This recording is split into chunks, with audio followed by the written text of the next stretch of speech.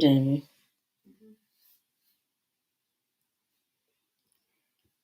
All right, good evening. Ooh, who is online? Jump on, jump on, jump on, jump on. Blessings, everyone. I'm just jumping on with my husband for a live discussion. Okay, I can see you coming in. I can see you coming in. Where are we at? Where are we at? Where are we at? Okay. Hey, guys. Let me know where you're coming in from, where you're streaming in from. It's a while we've been live. It's a while I've been online, even though I'm online nearly every day.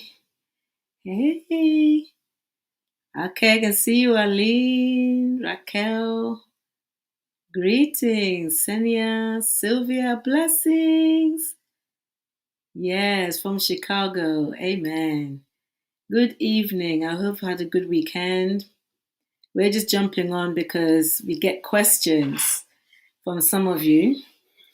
I'm here with my husband, and he's agreed to come on, and he's agreed to answer some of your questions because people have been talking and asking questions, but he's not been around some of the time, and we've been traveling. We've been traveling, people of God, literally for the last how many months? 7 months? 7 months, yeah.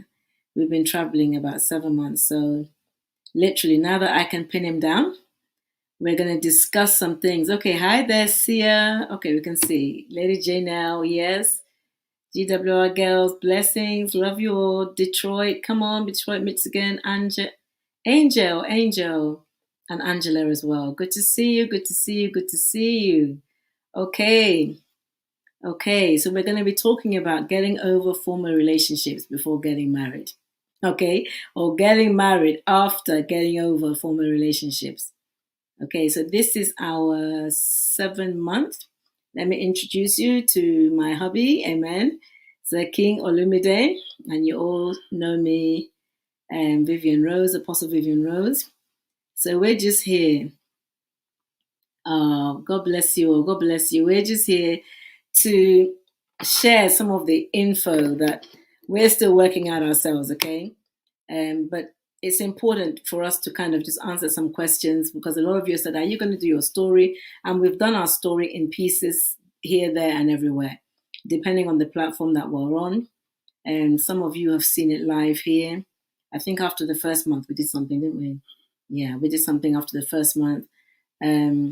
We've at the conference in Dallas, Texas, my husband spoke about his testimony, and that just brought the house down. Gideon War Room, different places anyway, we've kind of shared. But we want to just talk today for the next few minutes about getting over former relationships, okay? Because one of the things that you may not know is that both of us went through wrong relationships or went through what we call counterfeit relationships before getting back together, okay? So a lot of people feel as if they've gone off or they've gone wrong, or you thought it was right and it looked good, and then for whatever reason it ended. Is that the end of your marriage promise? No, it's not. And we are proof of that. We are proof of that. That is not the end of your marriage promise, and God can turn things around in a very, very spectacular way. Okay? So, yes. So, thank you. Yeah, you were there. Okay, Patty says she was there. Patty says she was there. You were there. God bless you. God bless you. It was an awesome conference. It was an awesome conference. And, again, we just moved by the Spirit of God. When he said, okay, it's time to do it, accelerated execution. We didn't know accelerated execution means a lot of separations happen. All of a sudden, the one you thought was the one is no longer the one. And God begins to shift you out of alignment and shift you back into alignment. Some of you, you've gone through breakups, and the Lord is speaking makeup. And some of you, the Lord is like shift, okay, divine replacement. But whatever it is, it's for good. It's for good. That is the most important thing we want you to know. It's for good, okay? So in our case, My husband was with let's go to after our divorce. After our divorce, I went into single land, okay, and I went into single parent land, okay, and I was there for some years before I decided, you know what, I'm not staying single. And the Lord had already told me, you will get married again. Okay, so when it became clear, I thought to me that, okay, his case is dead, gone in the water. Let's forget about this. I was like, okay, Lord, I'm ready. I'm ready to open up my heart to somebody else. Okay. So when that happened, the Lord had already given me a word during the divorce that you will marry again, because I was really cross that how can I pray all these years and nothing come from it. Okay. Then he gave me another word. I think it was 2016. He gave me two words. He gave me one word individually, and he gave me another word through two women of God in a retreat. And both of them, by that time, I was serving the Lord. I was in missions. I was doing organizing UK Revival Crusade. I had begun to travel. I had left my former church and I was ordained, and I began to travel into missions, like in rural areas of Africa. And the Lord took me to different places. He took me to Kenya. He took me to Uganda. He took me to India. He took me to Greece. He took me to different places, okay, on mission. And in one of the retreats, it was in the United Kingdom, he said to us and our ministry partner, he said, you know what? You just keep serving God and being faithful, and the Lord has a husband for you, okay? Has a husband for you. And I remember one of the ladies said, your husband is not from the country of your heritage. So my husband's from Nigeria. I'm formerly from Uganda, but raised in United Kingdom. Okay, fine. So I said, okay, that's good. So I was highly expecting that the Lord's word will come to pass ASAP. Then he began the ministry 2017. And then 2017, he began to show me that what you're going through, other people are going through. And then began to commission me that if we want revival, we're going to have to sort out this thing called marriage, because we're single heavy in the church. So all of this is going on. And I'm looking to the Lord to prepare us. I'm looking to the Lord to release me as well as many others. And then he said, in the midst of many, as I begin to pray with others, in the midst of many being released, mine will pop out. That's where I was. Now, I had a profile in my mind of what I knew, because I'd asked the Lord for a humble man and for a man of peace. So those were kind of my non-negotiables in relationship. And here comes humble and man of peace, but it wasn't him. It wasn't you. Okay. So it wasn't him at that time. And for those of you that were around at that time, you saw me like, oh, I'm getting married. And I was so happy and oh, hallelujah.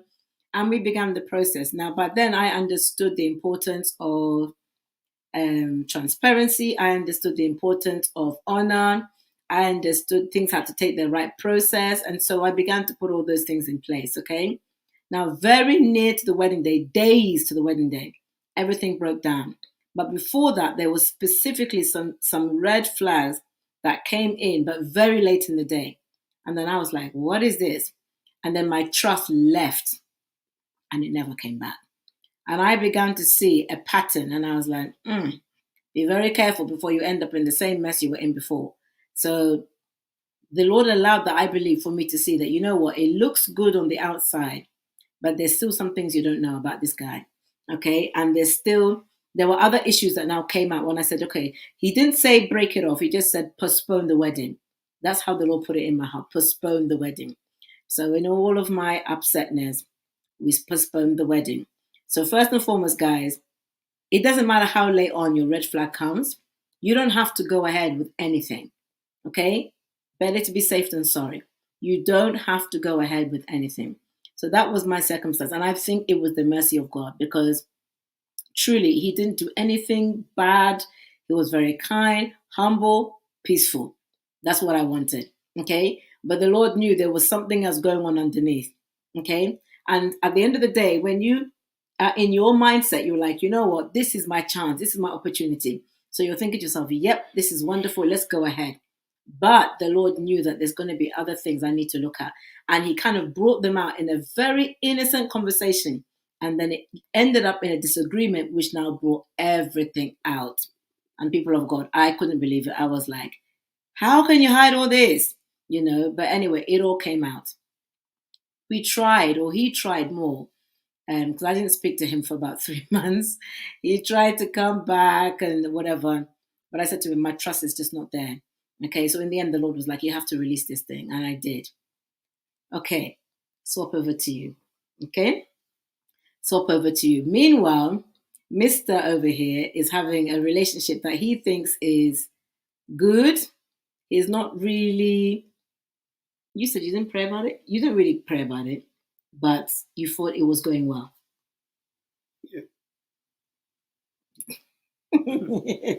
Yes. Okay, so he's having a relationship with another woman, which I knew about actually. I kind of hid mine from him until the end, but I knew about his because obviously the kids used to go and stay with him. Okay, so you're having a relationship with this woman. So just tell the audience, okay, to you, you thought it would end in marriage, or at that time you're not interested in marriage, or where were you at? Yeah, we were very, very serious. And then, it was definitely marriage in my own view. But as Lord have it, things broke down very, very quickly, came crashing down.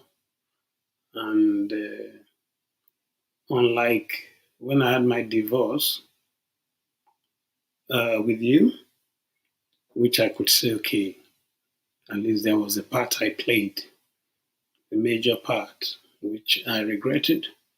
And this time around, I felt the other way around. It was like, I felt really, really hard done by.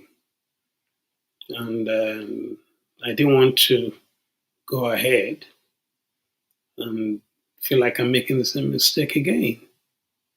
And I felt, no. How long were you guys going on? We were together for about 2 years. Okay, 2 years. Okay. Just over 2 years. So to me, it looked like a secure relationship and everything was going on well. But lo and behold, things fell apart very quickly. And I didn't quite see any way back. And because I've been hearing from the Lord about the two of us coming back together, you and I. But you said that you didn't know, it was, or you heard it, but you didn't think it was God. But I didn't think it was. I just thought these were just ideas in my head. There are certain things that I knew went so wrong between us. And I felt if those things were not fixed, there's no way. They were just like things that were non negotiable for me. And it's not going to work. So I felt, because I went through a certain period where I wasn't into any relationship, I was just focused on my goals in life and working hard and things like that. So I felt maybe it was because of that, emptiness in my life that I was getting that idea. So that was probably why I proceeded to look for a lady with the qualities I was looking for in a wife. So when I met this, I just felt, okay, yes, now that I'm in a relationship, those thoughts will not come again. But I kept getting these thoughts that we are supposed to be together. Come on now. So can you imagine? I did not take it seriously. So when everything now crumbled, that was the first thing that now came to my mind. That the same voice came back and said, I told you, you got to be you're not in the right place. You need to go back. So while he was telling me to go back to her, to our relationship, I was thinking, my response was that was my Egypt. I wasn't going back to Egypt. Not going back. It was a land of difficulty. It was a lot of full of problems. But that was okay. So I can see Rowena. Hey, Rowena, blessings, Jay. Now, okay. So there you go. So he went with a lady, and we're not here to, bash anybody or anything like that. He went with a lady. She looked good, smelled good, looked like the real thing, and for different reasons, it broke down. But you didn't think it was your fault this time. So He was hard done by. And then the Lord spoke again. But the Lord kept on speaking, you said, isn't it? Yes. You now realize it was God, but then you were not thinking it was God. You were just thinking that because he's not in a relationship. Okay, fine. And so the Lord kept on speaking to him, but then now here comes the second problem. You're hearing about me being engaged.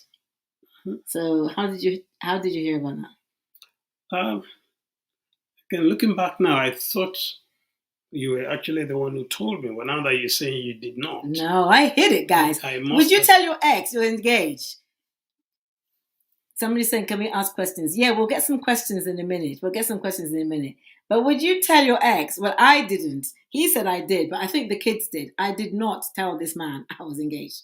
So that's what I can tell you now. It must have been when I was with my girls, one of the visits, because I regularly pick them up.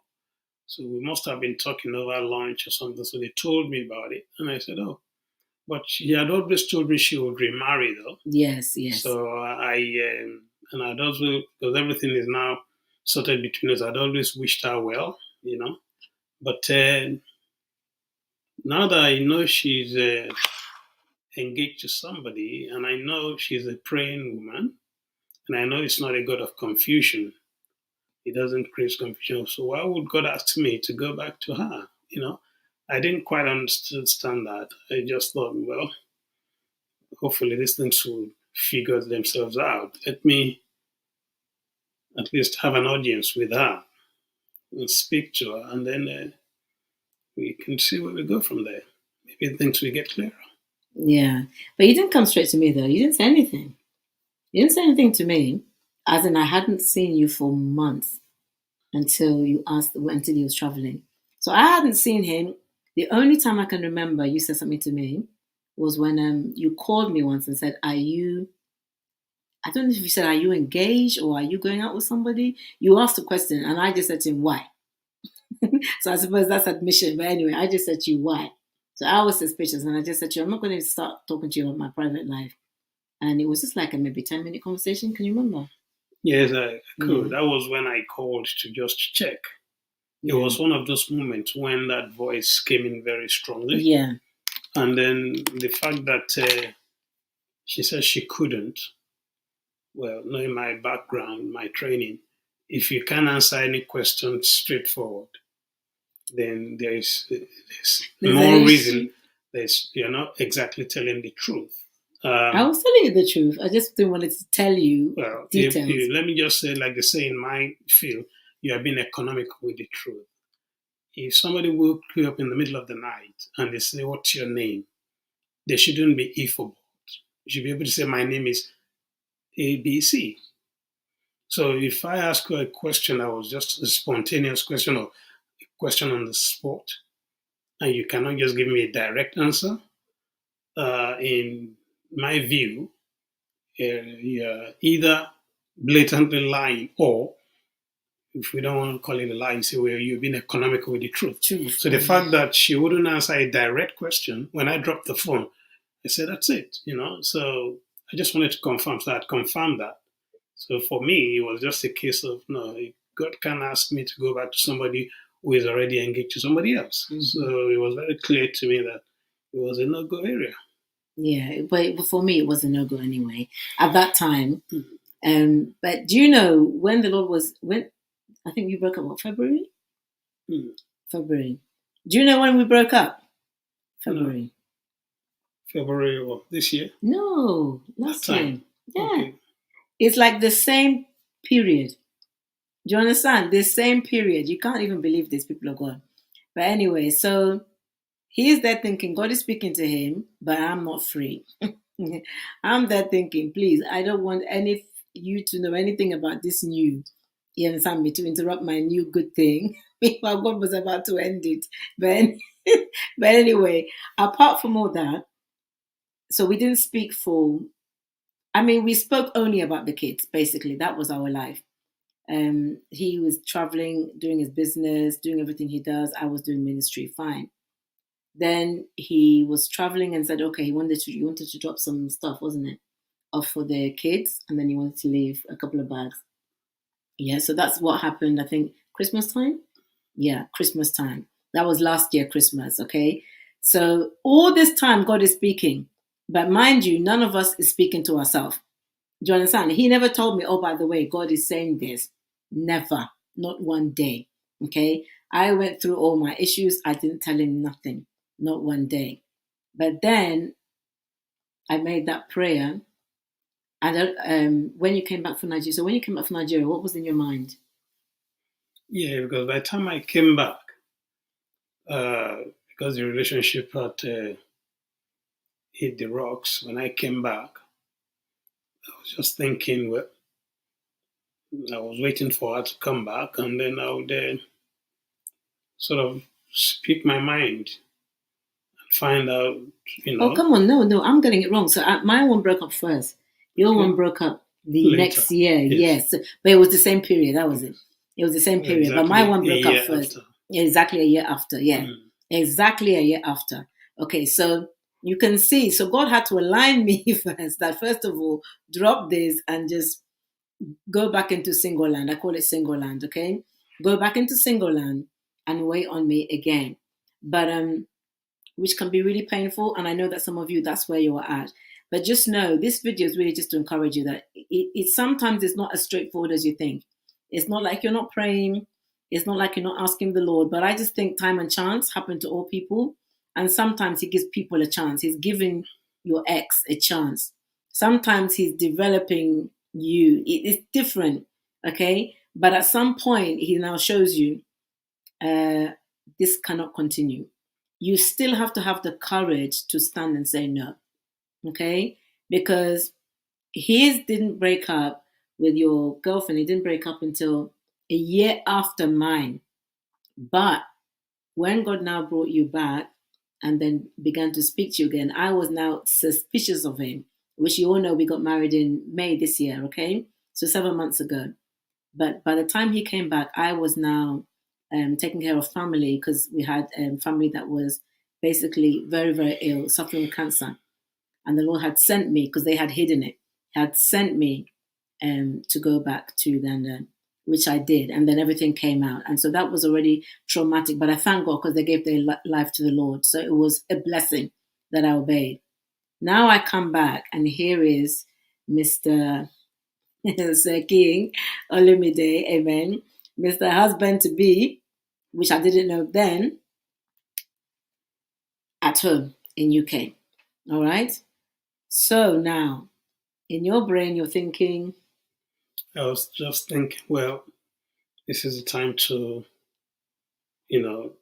finally hit the nail on the head, like the usual cliche. Just ask, straightforward. And that was going to be my last opportunity to confirm what she did not confirm before. Mm. To me, if she had, responded the same way, I would have taken that to mean, okay, definitely. But so that was why I decided to pop the question and ask, and let's have a discussion about it. And then everything now became very, very clear. I guess you can take care of that part. Anyway, so you know the whole thing. So he was more straightforward that we should give ourselves another go, another chance. I was still suspicious and like, God, he doesn't look like what I thought he should look like if you're saying he's coming back. And by that, I meant that, I'm there all in ministry. Listen, some of you ladies, you're holy, you're blessed, you're asking the Lord, you're praying for the man of God. And he is my man of God, okay? But when he came, I was like, does he even have a relationship with God at all? Because I couldn't really see, I couldn't judge it. So I was very suspicious and I was like, Lord, I don't need any mess. I need to just get on with my life and I need somebody that can support what I'm doing. Now, before, he hated me being in ministry, but we said we'll do another live about that, isn't it? We're going to talk about that because I found out different things. Which that's coming. Yeah. I found out different things after we got married that I didn't even know. But all I knew was he hated me being in ministry. So I couldn't stand that. So I was like, I cannot go back into a relationship with this man if he can't even allow me to be who I am and fulfill my purpose. But the Spirit of God is the one who now arrested me and said, listen, what you're seeing with your eyes is not what's happening in the heart. So you've got to open up your heart to receive him, or you're going to reject who I have for you. Okay? Now, the Lord had spoken formally years ago that there was a chance. But when he rejected the chance, remember when the men of God came and said, would you be willing to forgive me and stuff like that? That was very early on. Was that before the divorce? I think that was before the divorce, yeah. When they had asked him, and he said, under no circumstances, they asked me, would I be willing to keep on in the marriage? And under no circumstances, they asked you, I remember the woman of God asked you, your pastor, can you find a better woman? You said, definitely. They asked me, can I find a definite man? And I said, definitely. So that's how far we were. We were so far apart that it was like, please, Joe, go. We can definitely find better. So now the Lord is saying, listen, what you were looking with is your eyes. It's not the same as what's going on in the heart. And I remember there was one particular morning when he told me, get up, get dressed. I said, get washed, get dressed, get on your face and come before me. That's exactly what he said. As I woke up, it's like, get up, get dressed, get on your face and come before me. That was when he began to reveal to me what's going on in here, not what I could see on here. Okay. So from there, I realized that the Father was serious, and he gave me certain information and certain instruction then. Now listen, I want you to give your ex-husband, who is now my husband, another chance. And I don't want you to see him through what you know of him before. I want you to see him through new eyes, because there's something different going on. I said, okay, Lord. So when he came, I don't know what time you came. I think you came in the evening. He said, would I like to dance? And I think this was near Easter.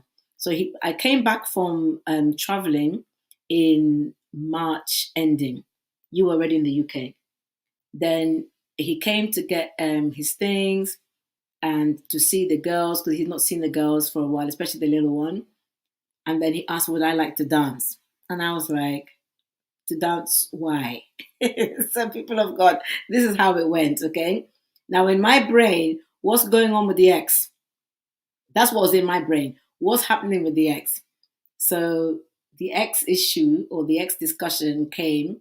The ex is now finished, right? You said it was over. And I'm like, is it over, or is it gradually over? Because it seemed to me like they seem to be friends, because when you take the girls, then it's like you guys are in contact with her. So I was like, what kind of relationship is this? Is it still going on?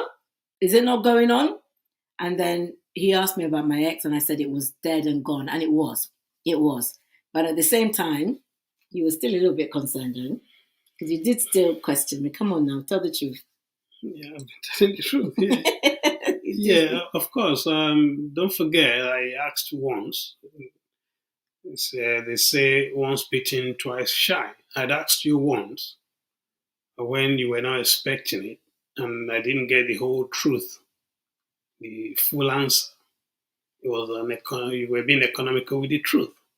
So but when you're saying the whole truth now, did I lie to you or no? No, I asked you, and then what you you're just saying said you is were you not didn't prepared to. I'm not prepared to discuss. So Yeah, I'm so just saying, for the they, sake of video, because the next thing they're going to think I lied to him. I didn't lie to you. I'm saying you're being economical with the truth. Yeah, I didn't open up. Yes. So if someone does not open up for you, then you can draw some inferences from that. Now, depending on the context and the topic in question, you can decide to draw a negative inference. So I'm not saying I was right or wrong, but I decided as a listener and as the questioner, I decided to draw a negative inference from that. That meant she was involved with somebody. Otherwise, why wouldn't you just say? Or maybe she wanted to keep me curious. It could be anything. So obviously, now that she's now told me it's now dead and gone, it's the same principle would apply. Why was she so quick to say dead and gone? Why? So I'm not beginning to think, is she telling the truth now, or just saying it for other reasons, which I couldn't figure out. So that was why I had concerns about that. And I also had concerns that, she, as a praying woman, would have spoken to God before the choice of this man. And if God had told her that this was the man, then has God changed his mind and all of a sudden told her, oh, this is no longer the man? And if God has said this is no longer the man, then, I just couldn't understand that part of the whole matter. So I just thought it's a bit confusing. Why would God?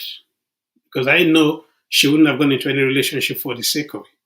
She's a serious type who would have gone with the issue of marriage or nothing else. So if she was engaged to him and it was a case of seriously we're going to get married, something must have transpired to cause that relationship to break down. Yeah. And obviously it's of interest to me to know, if for nothing else, out of curiosity. So that was that was it. So anyway, and the thing is, I didn't find out all this until after we got married. Some of the things we discussed before, but some of the other bits we're telling you now, we found out when we both got married. Okay, but the reason I wasn't opening up before, because I was like, I don't want him to know my life, and I'm thinking to myself, he's in the old chapter, so I don't want mess. Do you understand? So that was why I didn't open up. And I was like, men, they always want to know what's going on with the woman. They're out there having their girlfriend, which I thought he was still with, doing whatever they want to do, but they still want to worry themselves about you, the ex, because I see that a lot. And so I didn't want that. And I was like, no, you have no right to know about my life. So for me, that's why I said no. But when the Lord has now put in my heart that, you know what, don't look at him through your negative eyes. What's going on here is different to what's going on. So I realized, okay, so now I have to open up. I have to tell you that, listen, this is where I'm at. Because if there's going to be a possibility of a relationship, we've got to bring everything on the table. Do you understand? So that was when, and I said, to be honest, it's dead and gone. And I told him why, I told him what happened and why I felt it was dead and gone. Now, I didn't know then that he was thinking about, if you've been praying, then how come this and that? I just knew that it was process that revealed the truth. Because sometimes you begin well and time and chance happen to all people. God gives you a chance and then the whole thing becomes a mess up. And in the middle of it, the Lord can see that this is not going to work, or this person is not willing to change, or it's no longer going to suit his purpose, whatever it is. You understand? But at the same time, I think as well, for me, it may not be for everybody, but I think for me, another thing that he did for me was he walked me through a lot of different scenarios of relationship, because he knows the position I'm in terms of teaching about marriage. So some of the things you know from the scripture, but some of the things you know from experience. So I think looking back now, all things work together for good for me, in that he wanted me to see that these are some of the things that happen. And it can be really, really devastating, because you get confused, you get worried. You're like, what's going on here? I thought this would work. It looked good. He did all the right things. She did all the right things. But at the last minute, it didn't work out. But just know that the Father has the final say. That's all I can say. God has the final say. So we've got to be a little bit, when I say flexible, we've got to be a little bit flexible, as in allow him to speak in matters or interject at any time. Okay? Without getting worried that there's something wrong with you. Because sometimes it's not you. You're just going through a process. Anyway, so he told me that his was gone. Okay, and then you said you were worried, wasn't it? That what if, no, this is what he said to me just before we came on, that if I can come back, he can come back. Now, that's never even occurred to me. Can you imagine this? Because I'm like, if I'm with you, I'm not with you. If I'm with man A, I can't be with man B. That's how straightforward I am. But he was like, if I can come back, this man can come back. So just talk about that as well. Yeah, what I actually meant was that, if out of my curiosity, I needed to know what exactly happened and to be able to sort of apply some logic to it and some believability. If I don't know what it is or what it was that caused the breakdown, my own mentality, was okay. So if I could come back to this relationship, there's nothing stopping him too from coming back. And then, what if you now tell me again? I've decided to go with him. So I was just thinking, it has to be something for me to hold on to. But that was before we got married. But in our 7 months of marriage now, I can categorically tell you that looking back at that question, I can answer it now myself. Because I now realize that I kept, using the rear view mirror. Mm. I kept looking at the old Vivian, Mm. and the Bible says the young shall serve the old.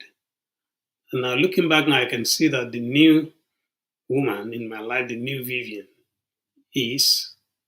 or the old one is serving the new. She's not the one I used to be married to. A lot of things has happened, and I'd never given God the chance when He was speaking to me to pay attention. I was just focused in my old ways. And I don't know how many men are on this platform or would listen to this. You have to be honest, brothers, we are like that. We make up our mind that, no, she's this, she's that, and we don't give it a chance to look at the new. Mm. And now, in the last 7 months, I look at the new Vivian, and I understand that the old one has bowed to the new. The old one, as in my former self, yes, has bowed to my now self. Yeah. Mm-hmm. And the new one, and vice versa. Okay, thank you. So the new one, yes. She does things totally differently. I have to be honest with you, in every sense. And the 7 months passed, and it was just like yesterday. And you know what they say? Time flies when you're having fun. Yeah. And we're not just having fun; we are really, really fulfilled. Mm. And the kind of woman I saw, funny enough, the first day, the qualities I saw in her in the first few weeks that we started dating back then as youngsters, those qualities are what I see now without the negative part. These challenges that we had that led to the divorce, we had it then. But I was thinking, we will grow over them. But those were gone in terms of how we relate. So I believe that if I'm going to take any clue from this, my understanding is that she is a woman who surrenders it all to God. And that was one quality I've always admired about her. Doesn't matter what kind of relationship she has with you, whether you are her father, whether you are her mother, whether you are her sister or brother, or even husband. If God says, go east, and you want to go west, she won't go with you. She would only go if she's not sure. So this is why it's easy. She's a man whose heart is after God. She has that antenna. I don't know the antenna you call it. It's called antenna. Where you used to get the signals. And he gets that now because you didn't get that before. I didn't get that before. No, he believed I was being being manipulated. I didn't know, but we'll talk about that later. We're going to get more clips. Just stay tuned to this channel. We'll talk about that more later. In pieces, in bits and pieces. But I didn't get that before, and there's a reason why I didn't get that. Yeah. You see, I grew up in a place called Lagos in Nigeria.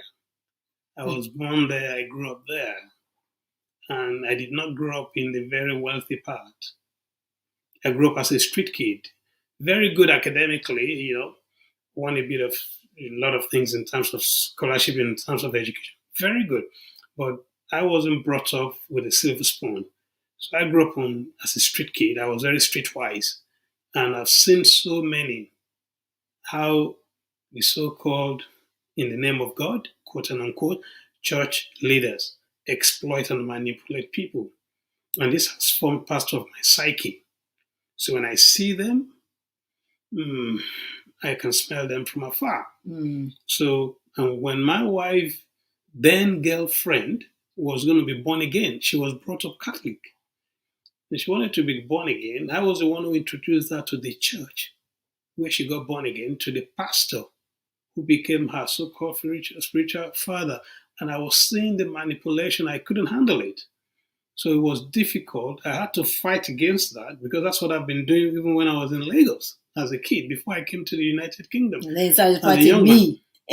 So my worry was that she was getting, cooked into this. And if you're going to be my wife, there is no way you're going to get involved in that.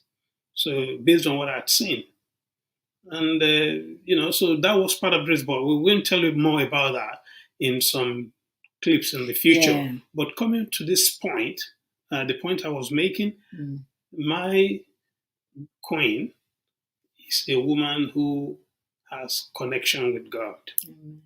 She listens to God.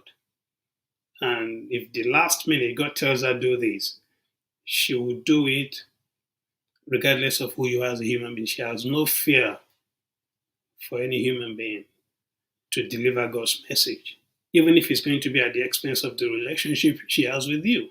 So that's what happened. And looking back now, I can see why God made sure her relationship ended before mine. Yeah. Because you can imagine, if mine had ended first and I went to her and she's in a relationship, she would have said no. And There's no way, because I always used to remember, well, maybe you don't know, but when I was young, one of the things I always used to say to my friends was like, I can't understand two-timers.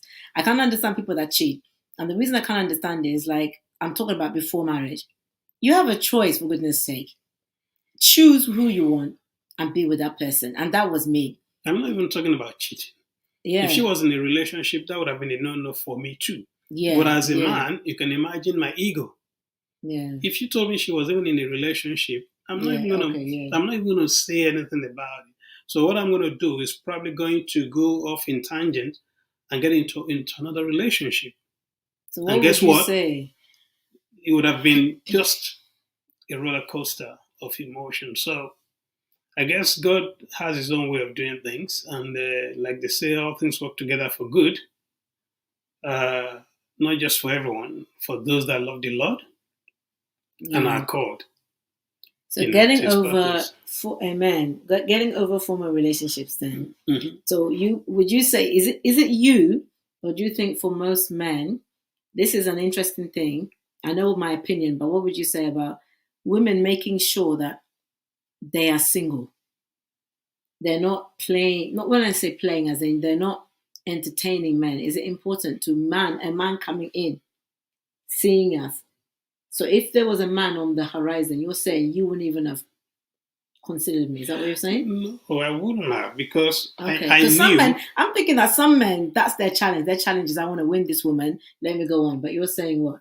Well, maybe for the men, I can't, but I can speak for myself. Okay. I wouldn't, because don't forget, you have to look at the context. This is a woman I've been married to. I've divorced. And the only reason we are even still in contact is because we have children together. Mm-hmm. So maybe I wouldn't even have seen her again if we didn't have children, the point of, connecting. Yeah. Mm-hmm. So to me, if she was with another man, and don't forget, this is somebody I know is serious about marriage. I knew she was going to get married again, and she had told me, and I knew if she was with any man, it had to be somebody serious. Vivian is not the type that she just wants to play around. So I would have thought that would be a serious relationship that would have been gone, coupled with the fact that she's somebody I know prays a lot and listens to God. So for her to be with that man, it would have been God ordained, quote and unquote, in my view. So that would have even confirmed to me that what you're hearing is not right. What I was wearing was not from God. It's not right. Because it's not a God of confusion. I would have confirmed that they were just thoughts in my own mind as to how things could be. So I wouldn't have even waited around. But for other men, maybe they would have seen it as a challenge. Maybe if she was somebody I was seeing, like the relationship that I broke up from, she was in a relationship when we met. And she told me. Okay, and then you just ignored it. Yeah, and I still said, because I was with her for the first time. Okay. And I believed, yes, I can look. She had told me, even though they were in a relationship, it wasn't something that she was serious enough to believe it was going to lead into marriage. So I just thought, okay, why not give us a try? We started as friends. So to me, that's the difference. But in this case, you have to look at it it's a different context. Okay, so that means, guys, so you can see the reason we're even talking about this is because for me, my concern was the relationship was over. There wasn't going to be any mess. And if there's a woman in the picture, she's well out of the picture. His concern was, is there still a man in the picture? And if there is, let me not even consider it. But one thing I'm also seeing is that when the Lord speaks to men, they still try and bring the logistics and the practical in it. You see, for me, I came at it at faith because I was suspicious. But once I heard the Lord from there, I said, okay, you have to honor what you're hearing. But with men, it seems that even when they hear the Lord, they have to see the practical logistics. Otherwise, for you decided to yourself that, okay, if she's still in another relationship, that means I'm not hearing God. You understand? So things have to line up, basically. And so it's important to give each other the chance to really know the truth. And at the time that you now came and said, okay, can we have a dance or whatever? And then I think that was our first dance. That was our first dance, with all my suspicions. And I asked him why after. I said, why did you want me to dance? This is in the living room, by the way. We didn't go anywhere. This is pandemic dance. This is having your bubble dance. But anyway, in the dance, and he asked me to pick the song. I picked the song that I like and everything else. But in the dance, then at least it brought the barrier down. Because I did ask him, I said, why? And he said, I just thought you would bring the barrier down. So we could truly talk, okay? We could truly talk.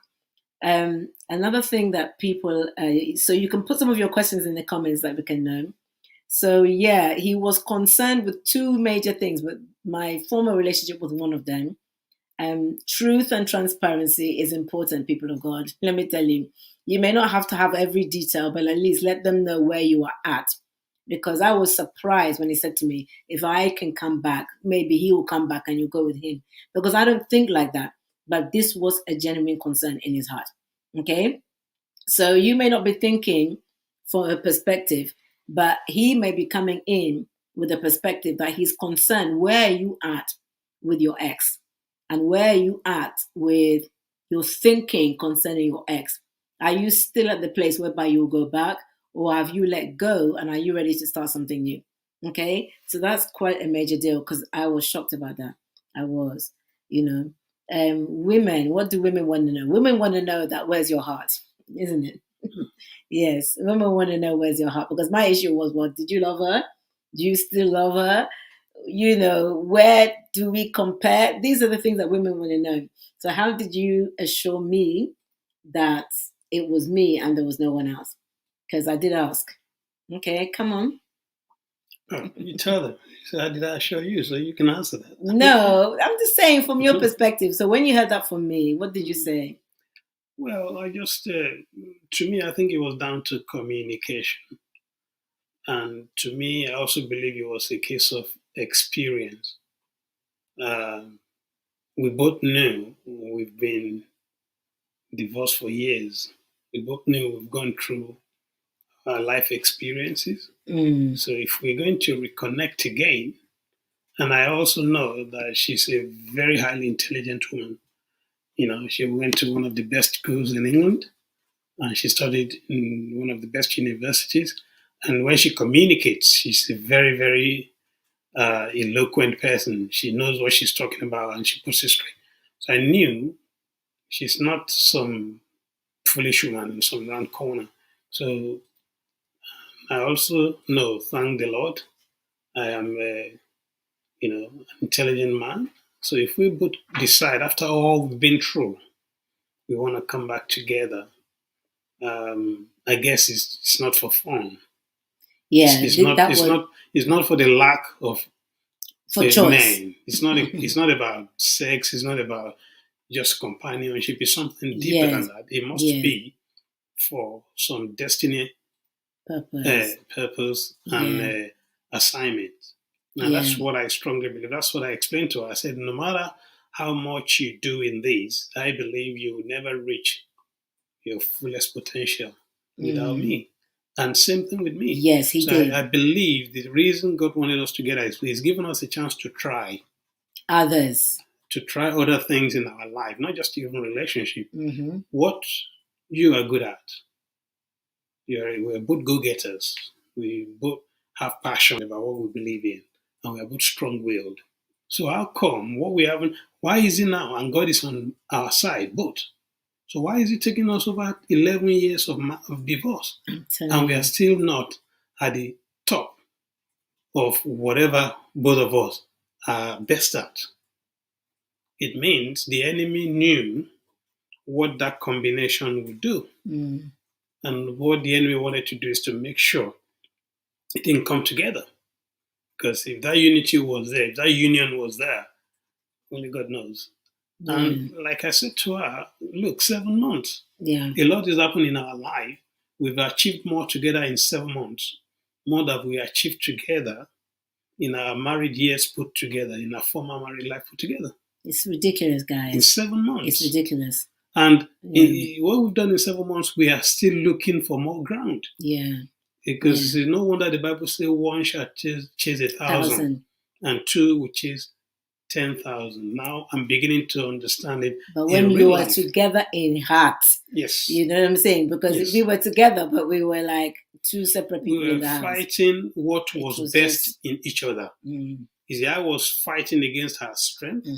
She was fighting against my strongest point. So that way we couldn't get anywhere. But now that we can come together and iron sharpens iron, one is sharpening the other. With the journey in the last 7 months has been amazing. And I just know that this is just the beginning.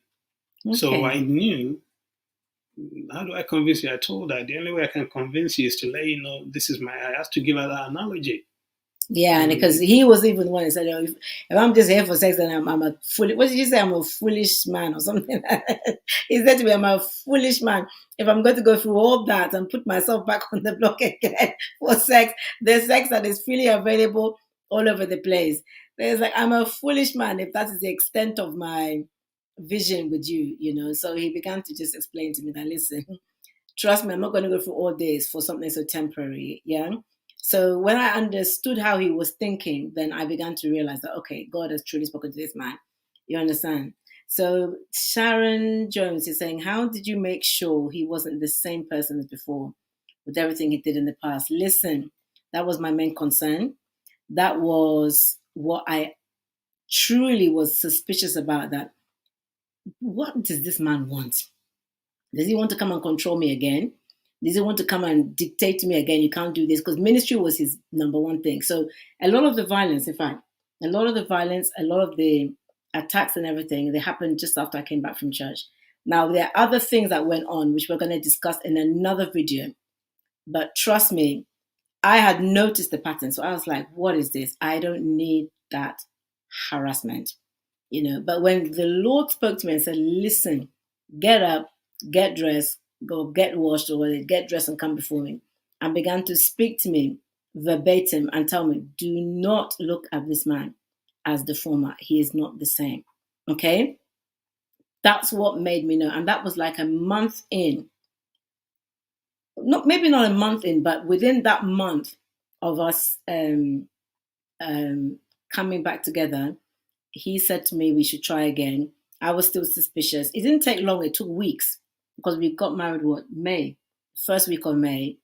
End of March is when I came back from Uganda. So you've got April, basically. You've got a month. You've got, say, for instance, 5-6 weeks. So in that 5-6 week period, number one, his attitude was more graceful. That was one thing. Number two, he respected the boundaries I had as a person, whereas before he would try and impose. So that was a major difference to me. You know, he really my boundaries or my feelings on issues. And they weren't like major things, but things like, because I'm running, you know, the Gideon War Room altar, the time I have to do everything, the atmosphere in the house, what I liked, what I didn't like, those kind of things, he respected them. The time that he could see me, the time he couldn't see me, he respected. He was serving. He still is, by the way. He just loves to serve, okay? Now, I'm realizing now that was part of his character, which maybe I missed, or maybe it was there, but a lot of different things just put it out of the window. But he was very serving. So his attitude, his demeanor, his ability to just accept who I was, because that was a big deal for me. You know, before I just felt like he never accepted me. I always used to tell him, you love Vivian, what Vivian can do for you, but you don't love Vivian. So if you remember that, there used to be a time I used to always tell you that You love me, but you don't love me. Very judgmental. Yeah, so I didn't like that. I didn't feel like he saw me. I felt like he saw the good things about me, but he didn't love the essence of who I was. So that again was a healing that I had to go through. So these are all the things. And then when he began to kind of just minister to those areas and just speak to those areas, and I just began to realize that what the Lord was saying, but to be honest, it began with the Lord, because when he comforted my heart that stop it, because he could see I was putting up a barrier, big barrier, and he began to tell me, no, stop it. Start to look at this man through eyes and receive him. In fact, that's what the Lord said to me. He said, receive him. Because, when somebody's coming to you, you can actually reject them. You can block them. And you may not say a word. I didn't say anything bad, did I? No, I didn't say anything bad. But my attitude was like, stop. My attitude was like, over there. You understand me? I'll be very polite. I'll be very whatever. But it's like we're third party strangers sort of thing. So I think when the Lord kind of opened my heart and said, listen, stop doing that. Receive him, meaning that allow him in. Allow him in to your heart. Allow him into your intimate space. Allow him in to get to know you again. And then from there I began to see a different person. And he's still the same person. He's still the same person, but I began to see a different person, yeah. And also another thing that I asked for was tenderness. Okay, so let me see. I was going to show you just when that was the question. This one. Okay, yeah. I don't think you understand. Okay. Yeah, so those kind of things kind of put me more at ease. And then we just became like youngsters. He said if you both had went out in your marriages, how is that to be viewed in the eyes of God? Okay. What do you mean? We didn't go out in our marriages. It was when we were divorced. Even though you were now reconciled back together, would there be a trust? No, we didn't go out. She's thinking maybe we said we were cheating on each other or something. No. We weren't. We were divorced before any person came into the matter. So I know for some people, no, maybe for some people, there's been adultery. But in our case, it wasn't adultery. If you both had went out in your marriages, we did not. Yeah, we didn't. But he said, even though you were now reconciled back together, will there be a trust issue? Yeah, there would be trust issues. I mean, for me, there was trust issues in terms of, can I trust my heart back to this man? Can I trust, that there will be a difference? Can I trust that it can work? Because you first have to believe it's going to work. I do believe in the Lord's love. I do believe any person can change. I had forgiven him. He had forgiven me. But can you really trust for the relationship to work? That takes God's assurance, to be honest, for me. That takes the Father's assurance. And also you have to trust the Lord that when he says, yes, it can work, you have to choose to believe, yes, it can work. Because it unfolds. Like the last 7 months. It's unfolded. It unfolds. It's like the bond comes like this, gradually, until it gets stronger and stronger and stronger. Do you understand? So it unfolds. It's not instant. Everything is not worked out at the same time. I think that's another thing that people think. They just think it's all going to come right. And no. The bond will come, then the love will come, and then the decision to marry has got to be made, because you can't be intimate, okay, until you marry. So let me also add to that answer. Okay. Looking back, when we were married, the first 7 months of our previous marriage wasn't as blissful as this. It was contentious. It was contentious. It was fighting and argument every time over things that we could not even remember, things that were just, ridiculously insignificant. So even from the test, by comparison, this is way different. This is a dream. So that alone is enough to assure us that, yes, we are off to a great start. We are in a supernatural marriage. And like I said, in between us, if you put our ages together, we are over 100 years old. And if Thank you. And if you put, well, And if you put in terms of how long we've known each other, wow, it's about 20 something years. 1994. Okay, so that's 22. 28. Where are we now? We're 2021. Okay. So 1994 to the mathematicians over there who can do mathematics. Yeah. 1994 to date.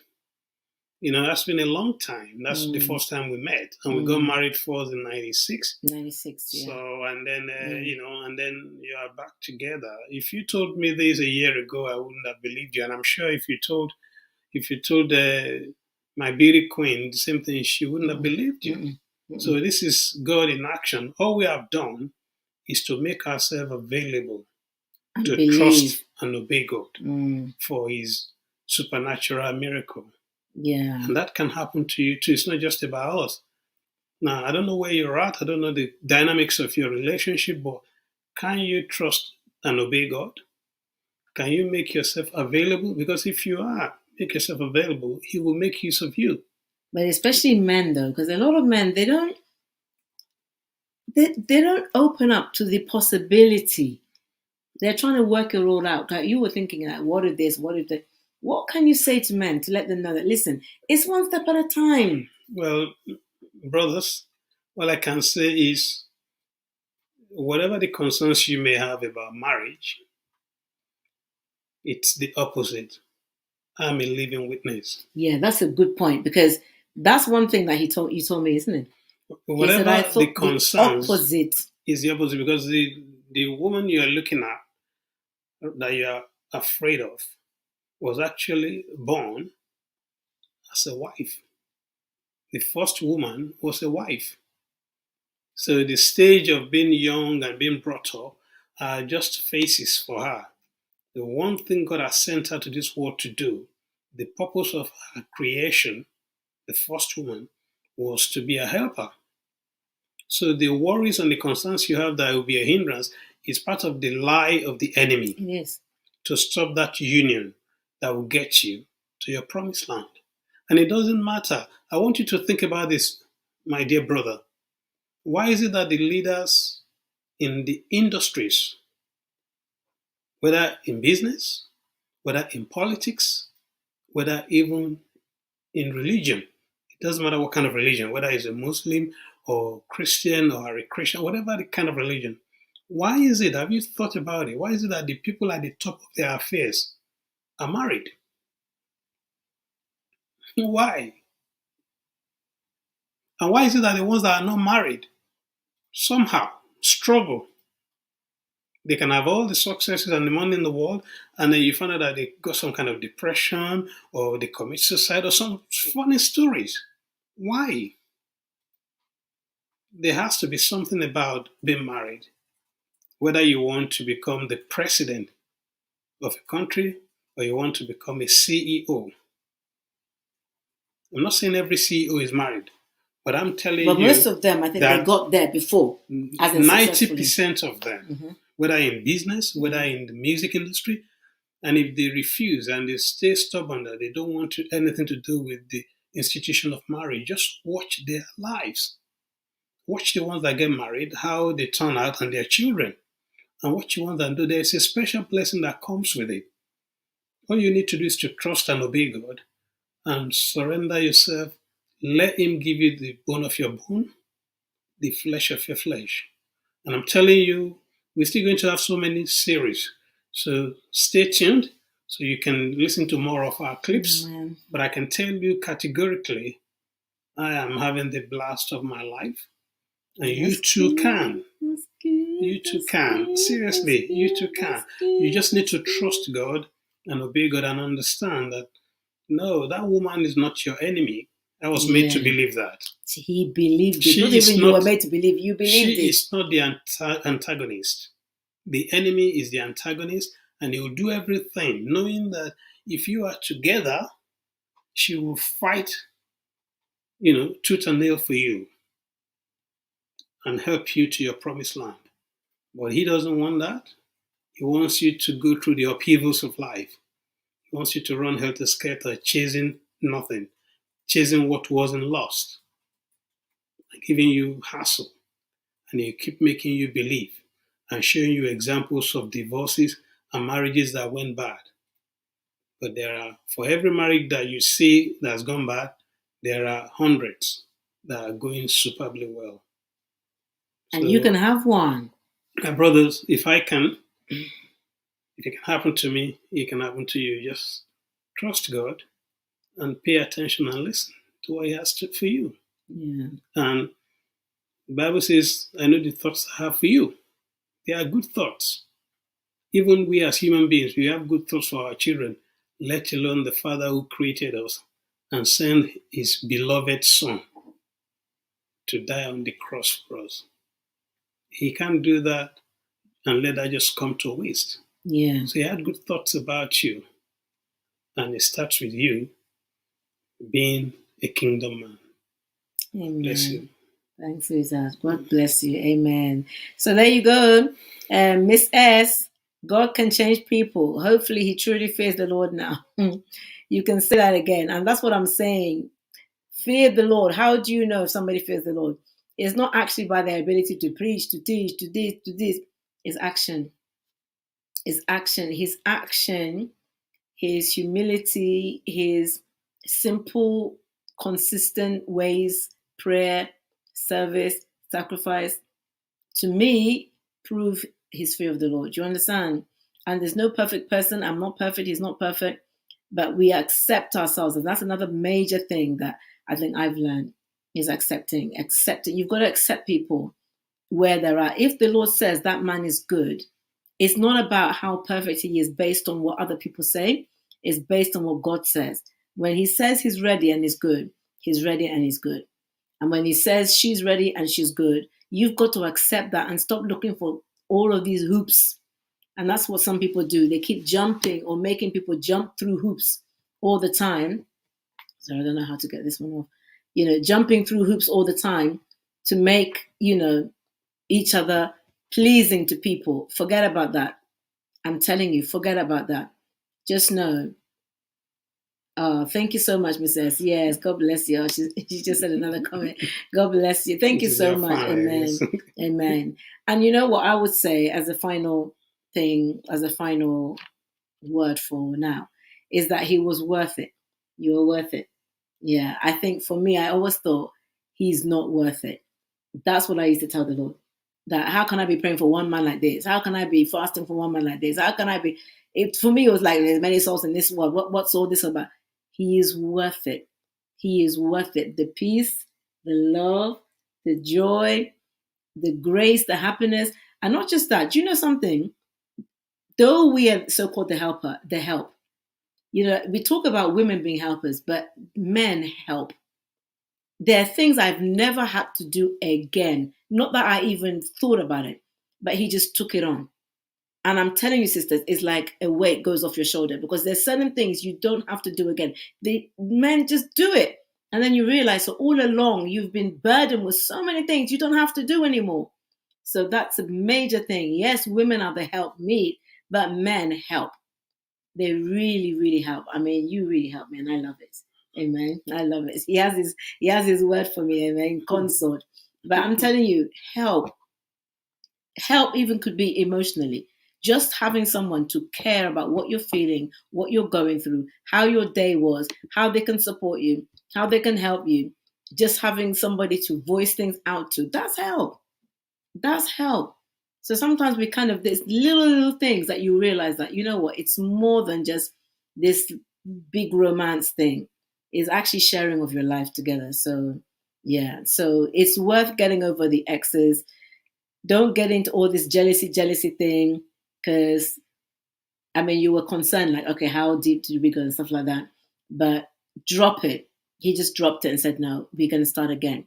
We are going to commit ourselves to each other and we're going to start again. And I had to just drop it. We're going to start again. Because the more you get into this jealousy thing, before you know it, it's all about the ex. Like I said, living life in the rearview mirror. Yeah, living life in the rearview mirror. There's no point. Make a decision to start afresh. Just like Jesus told us. He's giving you a fresh slate. He can't keep on talking about your past and then have a good future. You have to hash certain things out, which you do in conversation, and give yourself time Everything was not discussed. Like even now, we've been 7 months. Some of the things we discussed in the first week, some of the things we discussed in the 6 months, give yourself time. In time, everything will come right. Give yourself time. Sometimes you may not want to talk about certain things or open up certain parts of yourself fully.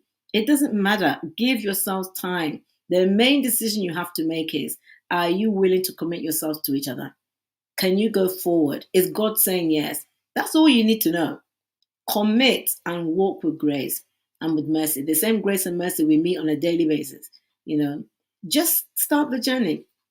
Start the journey with faith and give each other space, and then somehow, it's a miracle to be honest. He just bonds you together and brings you closer and closer. And you just open up and you become more and more transparent. And it becomes like Genesis 2:25. So that's all I've got to say. Anything else? Anything else? I just want to say, you are next. If you believe in supernatural marriage and you are asking God for it, you are next.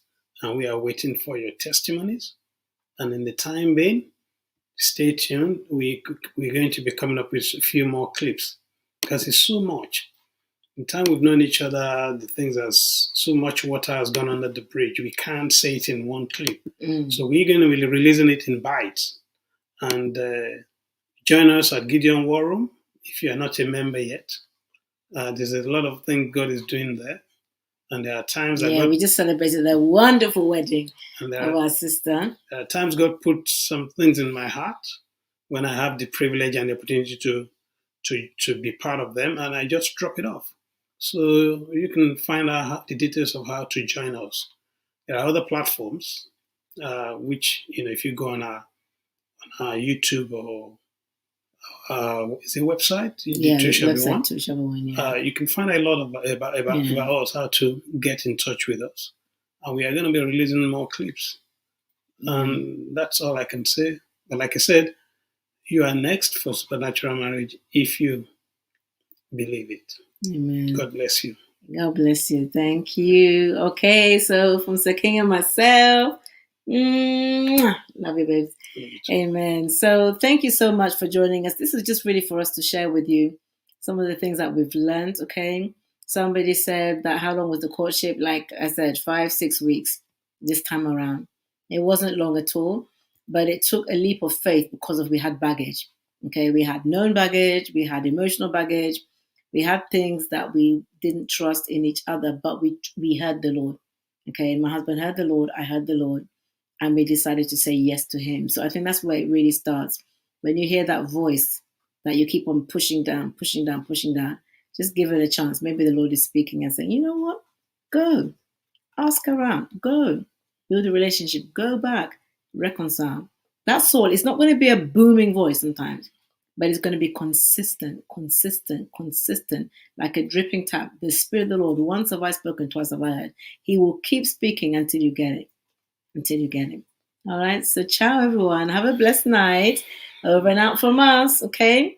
Amen. Good night. Have a nice weekend and speak soon. Bye.